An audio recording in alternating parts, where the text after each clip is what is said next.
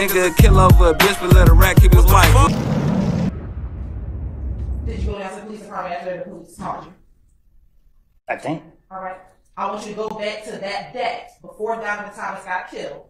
I want you to tell the jurors what you remember about the day that Donovan Thomas got killed.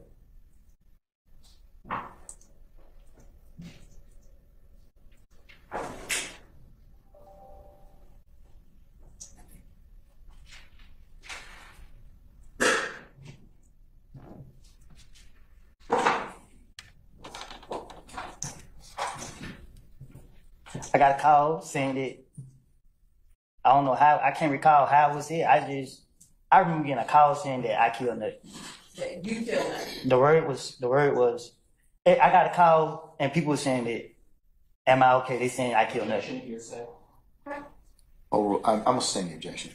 Before you got a phone call, can you tell the jurors where you were that morning before you got the phone call saying that I killed Nut? What you mean? Why was that morning? Where were you that day? Do you remember that day? Were you at your girlfriend's house that morning?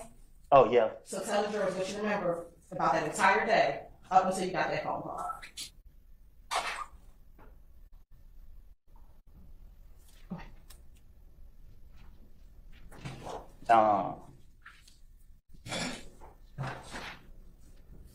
I was at my girl's house. And what happened while you were at your girl's house? Nothing. All right. Did you ever leave? Let me ask you, what's your girlfriend's name? I'm single. Back in 2015, what was your girlfriend's name?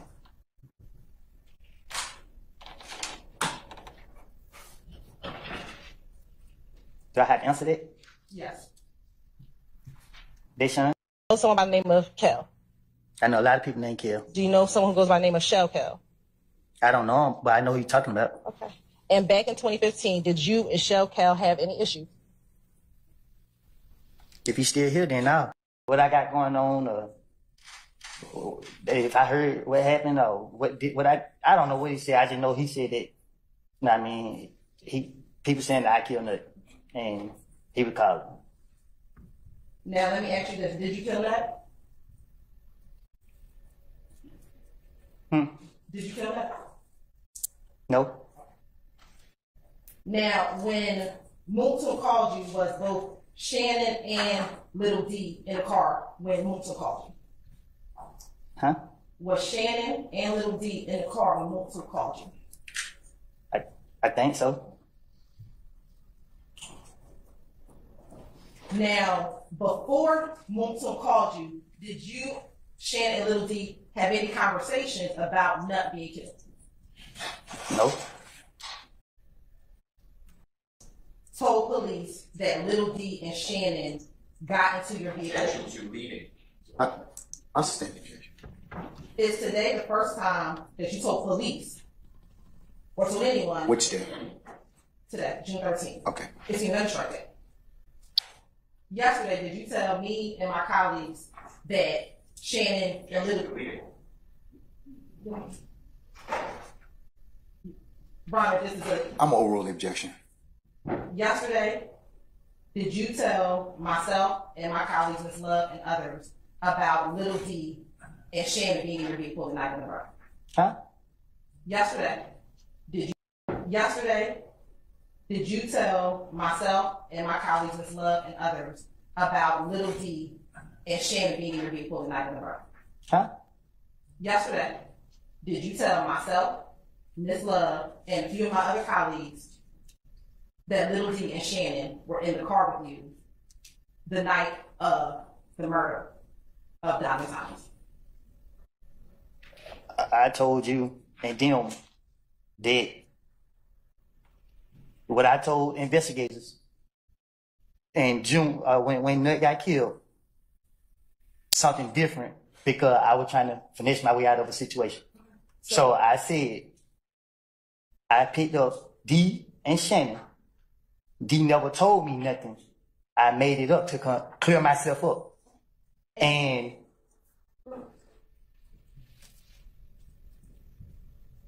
that's it.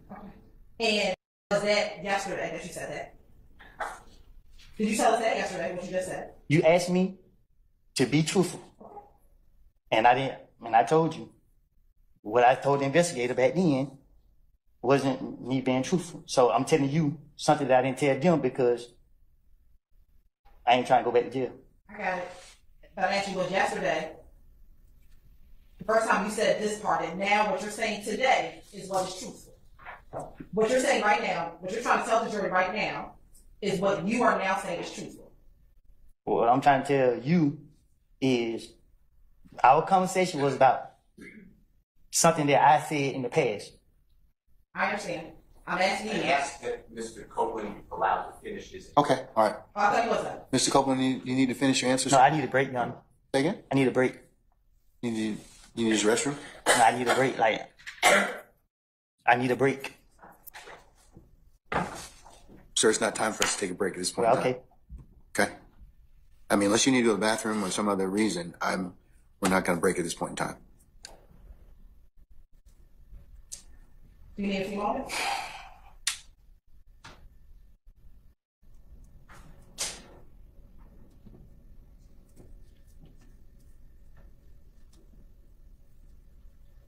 Was yesterday the first time that you told? Your Honor, I asked Mr. Copeland to finish his answer if he was still. I don't think he's finished. I think he's finished, Mr. Steele. So I'll rule that objection. Or I'll look it up. And Mallory's Mallory. What the state did is they set up a series of questions, repeating the question that Mr. Copeland gets a call from a Detective Thorpe on January 11, 2015, morning hours, telling him, according to Mr. Copeland, that he needs to come down to the police department. Mr. Copeland is reaching out to people allegedly saying whether I come or not. He spoke with people who said, go down to the police department. The state then, for some reason, immediately says, well, did Jeffrey Williams come? That's after the state elicits, it's non-answered because the witness said he doesn't know, that Jeffrey Williams' stepfather's house is supposedly shot up that night.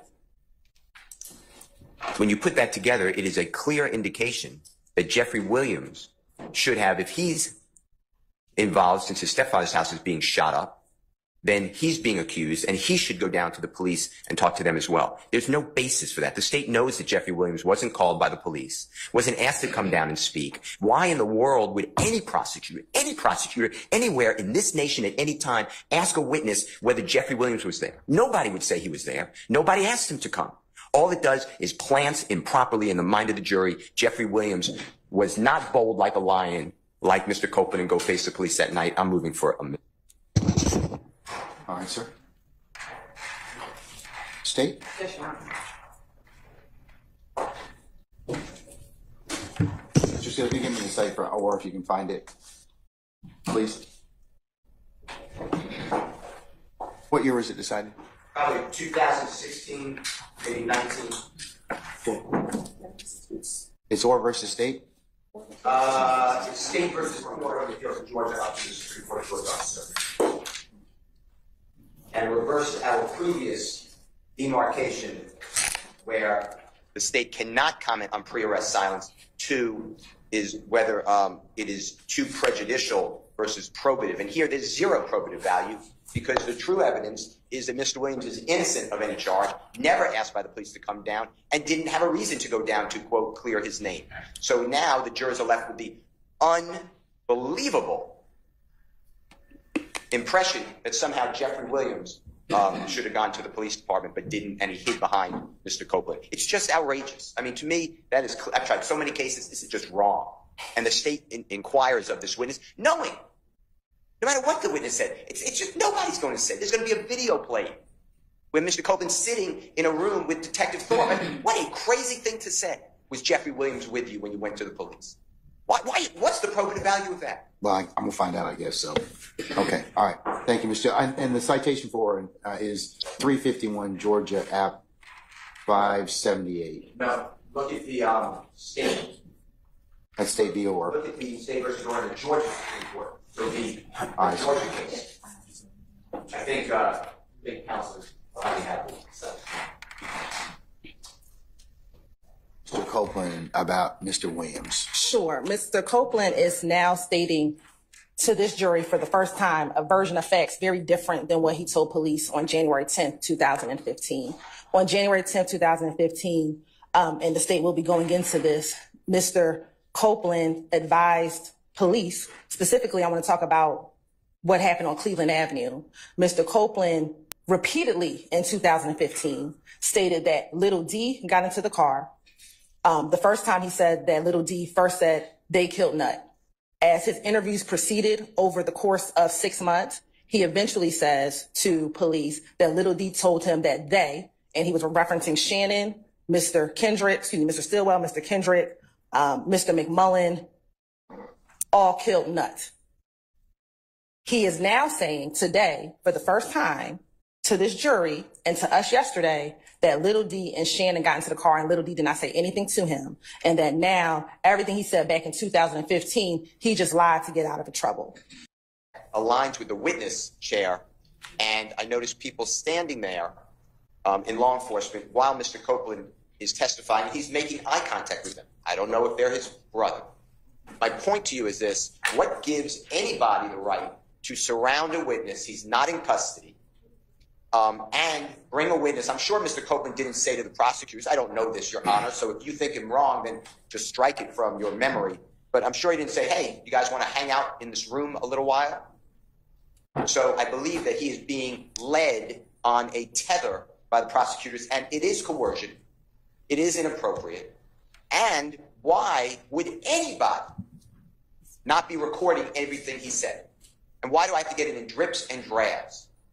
So I am objecting to the tactics of the Fulton County District Attorney's Office and whomever else they may have employed with a citizen, regardless of what the court may think of him or the prosecutors think. I don't have any thoughts. So please don't put that in. Please don't put that in the ether. Okay, but that's what you just said, sir. Ether is clear. The court wouldn't do it. I wouldn't do it either. So why is it happening? I have no interest other than I'm a referee. Well, you're the referee who spoke with the witness without my presence. Mr. Steele, we're not gonna get into that right now. Well, okay? my point is, how is he being treated here? And why don't I have all this? And why is this going on? What an unfair trial for Mr. Williams. Think about it. If you were accused, Your Honor, and the judge met with this witness, with the prosecutor, and you sat next to me and Mr. Adams, you would say to us, what kind of case is this? Now he's being surrounded with all this law enforcement. My point is, Your Honor, we're going to object that this. I'm not going to be interrupted. Mr. Steele, hold on. No, but you're Mr. Steele. Mr. Steele. Yes, sir. What? Okay. I want to finish. I'm making a record for the court to understand. Well, Mr. Steele. I've never been interrupted in a court except for this one. You allow. Well, but the challenge is in this point in time is that some of the things that you have said at certain points in time are not appropriate. It's not true. Okay. Well, that's the court's. Court is wrong. Well, you have, everybody has an opinion, and it can certainly be reviewed at the appropriate time. But finish up so you can go ahead and make your record. Interrupt anyone by the prosecutor or anyone. This is a record. This is important. Okay, but it's your allegation and assertion, sir. Okay, so. Well, we don't know that. We don't know whether or not they're true. What's going on? Every time Mr. Copeland comes in the courtroom or out of the court, he's escorted by a DA's office investigator. You see that? This court is observant. You're not just sitting there in a cloud. You see exactly what's going on. You hear the prosecutor tell you, we were in a room with Mr. Copeland, and he said, why? Okay. Why do I have to bring it up? You should be bringing it up. This is crazy.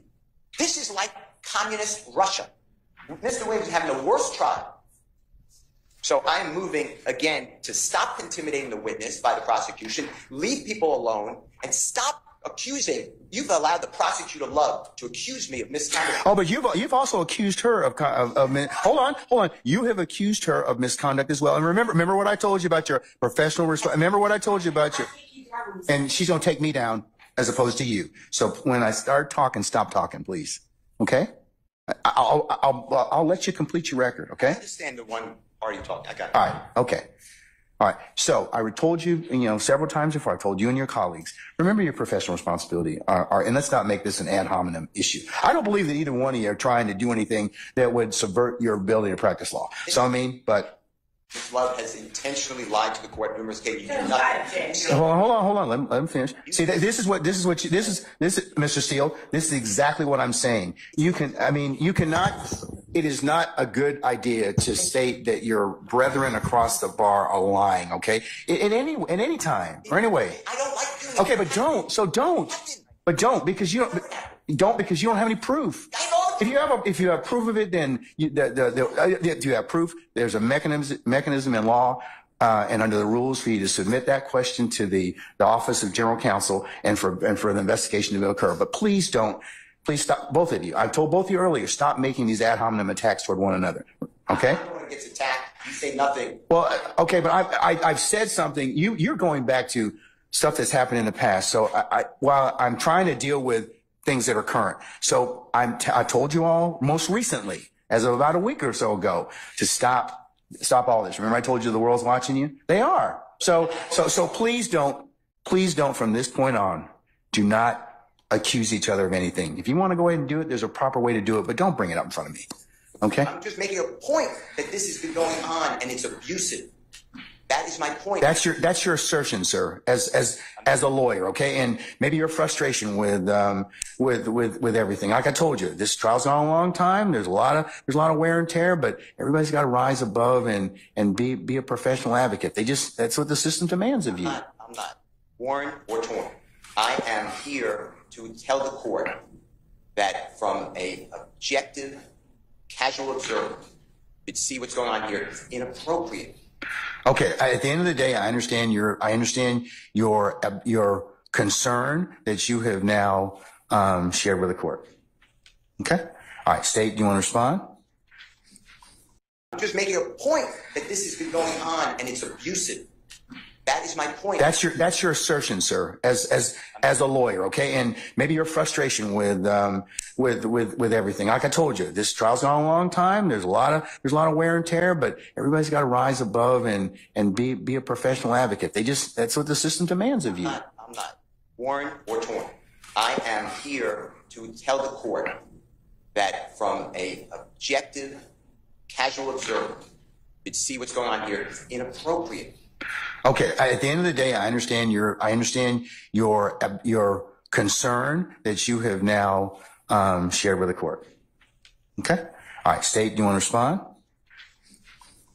Your Honor, I just asked that the court strike the portions of Mr. Steele's, whatever that was, to the court regarding personal and ad hominem attacks on members of the state's team. Ms. Hilton will address the merits of the initial argument that Mr. Steele made. But as to personal attacks on members of the state's team, we'd ask that assertions that specific people have lied, that is disrespectful, that is unprofessional, and not one time has any such statement been made by any member of this team about anyone else. I think, Ms. Love, in the past, you've made some statements. I have never said anyone lied. You've made some statements about Mr. Steele. And well, just let me finish. I'm not done. All right. And about several others of your colleagues. I mean, and it may have been the heat of discussion and everything else.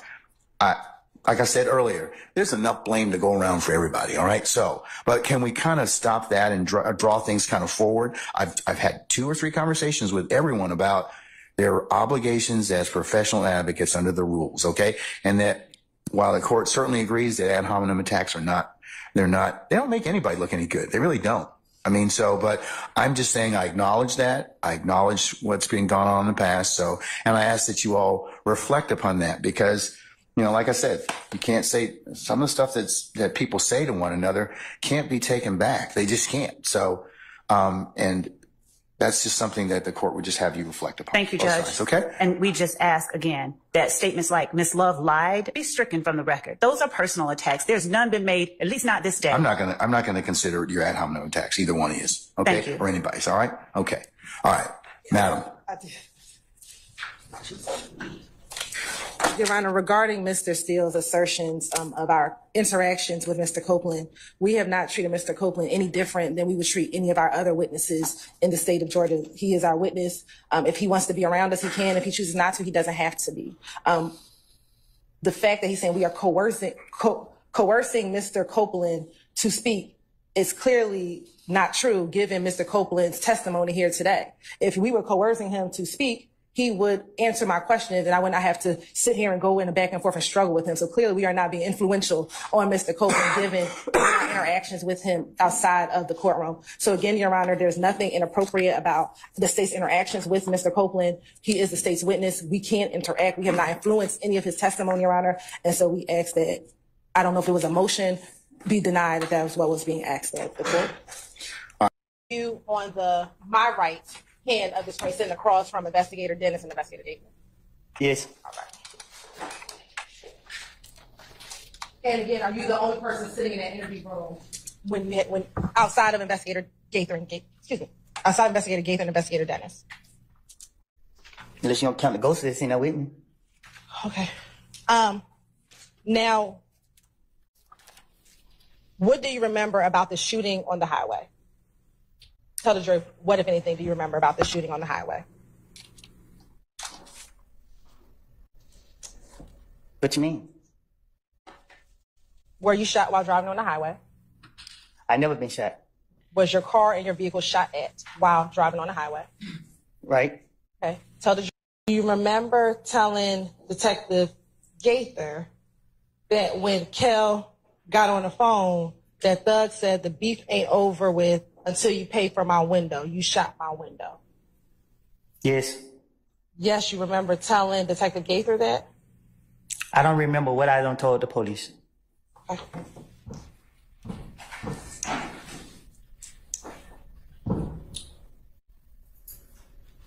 Let me ask you this. Are you just saying yes now to speed up your questioning? Most definitely. Okay. Do you recall also that you told Thug that your beef with Kel is over with? Yes. Okay. Do you recall what Thug said to you after you said that? Yes. What did he say to you? What did who say to me? What did Thug say to you? When? While he was on FaceTime at the Cascade skating ring. Who was on FaceTime at the Cascade Game Ring? Do you remember testifying earlier that you told Detective Thorpe in January 11th that Kel and Thug... I don't remember what I told the investigator, Detective Thorpe or whatever. Okay. Do you remember telling Detective Gaither in this January 28th interview that Thug said, nigga, I don't care about none of it. Look what y'all got going on. You still shot at me. Just pay for my window. You gonna pay for my window. Hey man, I ain't letting that go. Yes. Yes, you remember Thug saying that? Thug said it? You said yes, so I'm asking you, what do you remember? Because I keep telling you, I don't remember. You keep asking me questions, so I'm just saying yes. Okay, so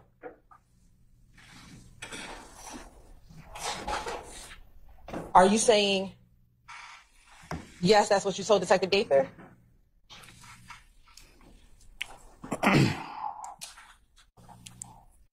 I know I ain't complete school, but I think I'm speaking proper English.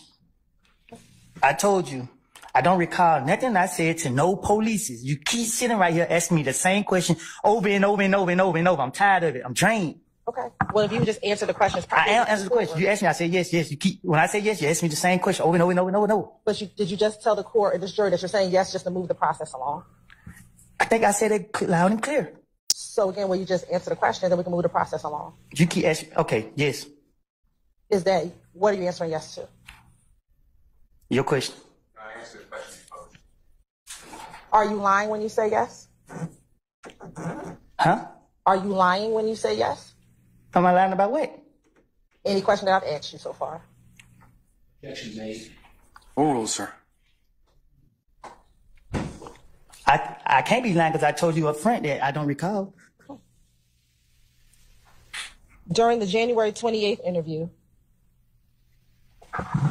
let me ask you this. Do you remember back in 2015, after Thug and Kel got off the phone, did you speak with Kel any more about that conversation that he had with Thug?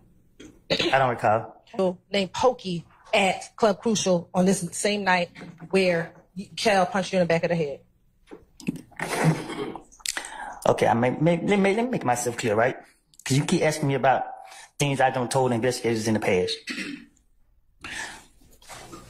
I can't say from when to when, but so much was going on. My name was on everything. The police kept coming to grab me. Every time they grabbed me, I had a different story for them. I know 100% facts, and I'm telling you now, I was not truthful. I was saying whatever they wanted me to say. I was saying whatever I could come up with. I was trying my best to convince them that I didn't do nothing, that I'm an innocent person, and that people put their hands on me. When they ask me about any of these things, you sitting here keep asking me step by step by step by step. And I'm telling you now, because you asked me, was I being truthful? Okay. I know I wasn't being truthful. So is your testimony today that you lied in every interview that you did in 2015? Well, see, you the way you asking that, I don't recall what I was saying in the interviews, but I'm telling you now, when they was questioning me 2015, 14, whenever they was questioning me, I was lying. I was making up stories. So when they were asking me about this right here, I was making it up. When they were asking me about this right here, I was making it up. And when they was getting me and they would let me go, I'm just telling you. Do you recall telling every detective? Every time they got me, I have told the police, I tell y'all whatever y'all want to hear, just let me go. Do you recall telling every detective in every interview, you got to believe me, I'm telling y'all the truth? Okay. That sound like me. Do you recall telling every detective in every interview that you can go fact check what I'm telling you? Say that again? Sure. Do you recall telling every detective in every interview that you had in 2015, you can go check what I'm saying so you can believe me? Probably. I don't know if I said it or I ain't said it. In some of those interviews, were you in custody? Were you arrested in some of those interviews? I think so. Okay. Do you recall telling detectives in those interviews that you're just trying to get out of jail? So I'm going to tell you all what happened so you can check it and I can get out of jail. Yeah, I told the investigators that I remember, I think, in one of the interviews, they was locking me up and my child's birthday was coming up. And when they got me, I said, listen, man, whatever y'all want me to say, I would tell you right now. Just tell me what to say and I would say it. Tell me what y'all want to know and I would tell you. So if they would have asked me about President Trump, I would have had a story about Trump. If they would ask me about you, I would have had a story about you. Whatever to convince them that I ain't do nothing, it wasn't me. That's what my intention was. So you're asking me about interviews and I keep telling you, you keep asking me step by step by step by step by step by step by step by step by step. This is what I did. When they got me on this day and I was going to jail, I try to come up with something to tell them. That's why I can't tell you what I said. I was making it up. What benefit would it be for you to lie to the police if you were trying not to be in trouble? I was hoping to convince them so they could let me go. So why would you lie to convince them? What you mean? Why would I lie to convince them? Right. Why would you lie to convince them if you wanted to not go to jail? Why would I lie to convince them to not go to jail? Right. But they don't know that I'm lying. Well, they didn't let you go immediately, did they? Sometimes they let me go. Right. So when the time they let me go, I thought I was smarter than them. Did the detectives say that they had to fact check what you said before they let you go? Can you say it again? Sure. Did the detectives tell you that they had to fact check what you were telling them? And you know, in some situations. Right.